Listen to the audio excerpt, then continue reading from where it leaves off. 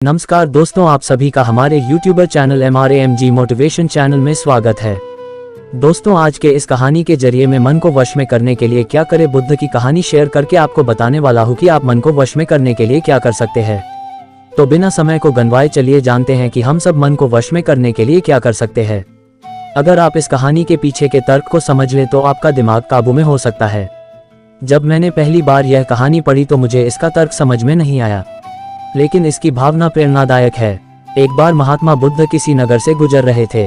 बुद्ध की नज़र एक कपड़ा व्यापारी पर पड़ी जो उदास और निराश दिख रहा था। बुद्ध उसके पास गए और पूछा, हे भक्त, तुम इतने दुखी क्यों हो? यदि आप मुझे अपनी चिंता के बारे में बताएं तो मैं आपकी मदद कर सकता हूँ। कपड़ा व्यापारी ने बुद्ध को प्रणाम किया और उन्हें अंदर आमंत्रित किया। व्यापारी ने कहा कि जब से मेरी पत्नी की मृत्यु हुई है तब से मेरे छोटे बेटे की देखभाल के लिए घर पर कोई नहीं है, इसलिए मैं हमेशा उसे अपनी दुकान पर लाता हूँ।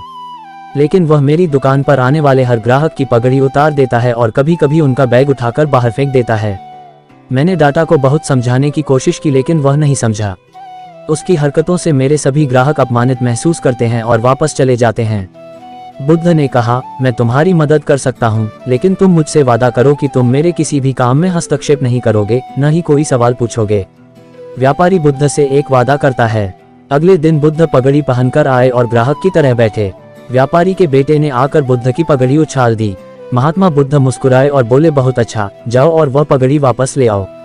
वह बच्चा दौड़कर पगड़ी ले आया और बुद्ध को दे दी। अगले दिन बुद्ध एक कुल्हाड़ी और लाठी लेकर आए। लड़के ने फिर पगड़ी उछाली। बुद्ध ने लड़के को एक कुल्हाड़ी और लकड़ी दी और कहा, जाओ इस लकड़ी को काटो। व्यापारी को थोड़ा डर था कि कहीं उसके बेटे को चोट न लग जाए, लेकिन उन्हें अपना वादा याद था। 7 दिनों तक महात्मा बुद्ध कोई न कोई नया काम लेकर आते और लड़के से करवाते। जल्द ही लड़का भूल गया कि उसे किसी की पगड़ी उछालनी है। व्यापारी बहुत खुश हुआ और बुद्ध को धन्यवाद दिया। मैं जानता हूं कि इस कहानी और मन के नियंत्रण के बीच कोई विशेष संबंध नहीं है, लेकिन पहले आप इस तर्क को समझ लें। यदि हम अपने मन को अपने अनुसार कार्य नहीं कराएंगे तो मन अपने अनुसार कार्य करेगा। यदि हम मन को अपनी इच्छानुसार नियंत्रित कर ले तो मन को नियंत्रित किया जा सकता है। मन 2 तरह से काम कर सकता है। पहला, मन अपनी इच्छानुसार काम कर सकता है, या दूसरा, हम मन से अपनी इच्छानुसार काम करा सकते हैं।